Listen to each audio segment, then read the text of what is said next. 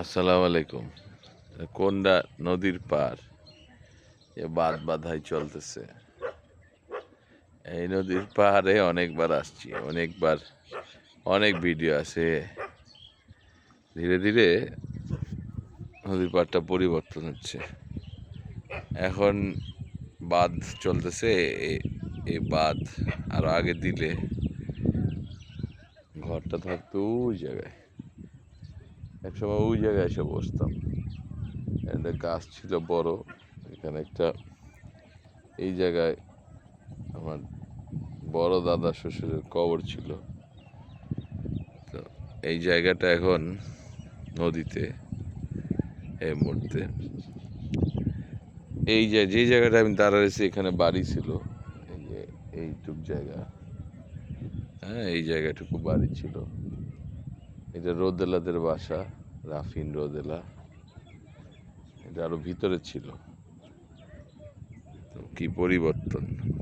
আরো অনেকগুলা ভিডিও আছে, সবগুলা যদি একসাথে যোগ করি, শাহরিনজান ছোটবেলায় হাঁটছে, হ্যাঁ, ওগুলো যদি একসাথে যোগ করি তাহলে বোঝা যাবে যে আসলে কি কি কোন জায়গায় ছিল বাড়িটা আর এখন আমরা কোন জায়গায় আছি।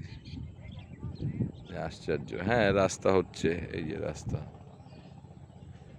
যে রাস্তা হচ্ছে নদীর পাড় দিয়া বেড়িবাঁধের মতো। হয়তো যে ধরনের বাঁধ দিছে, এই ধরনের বাঁধে আপনার ভাঙবে কম। নদী ভাঙন অনেক দিন পর্যন্ত, দীর্ঘ বাঁধ। হ্যাঁ, একদম শোল্লা ব্রিজ থেকে শুরু হয়েছে, এদিক দিয়ে অনেক দূর পর্যন্ত হয়েছে। দেখা যাবে যে দীর্ঘদিন। আর ভাঙন, নদী ভাঙন সেটার থেকে নবাবগঞ্জ বা কোন্ডা গ্রামের লোকজন রেহাই পাবে।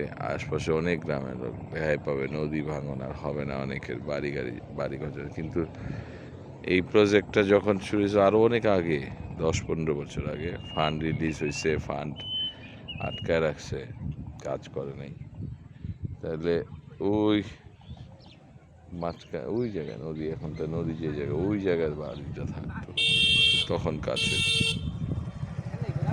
যাক, তারপর অবশেষে হইছে বা হচ্ছে। ধীরে ধীরে বাঁধ ভাঙার কাজ ধীরে ধীরেই হয়। পানি একদমই নাই নদীতে। বর্ষাকাল আসলে বোঝা যাবে যে কতটুকু আসে।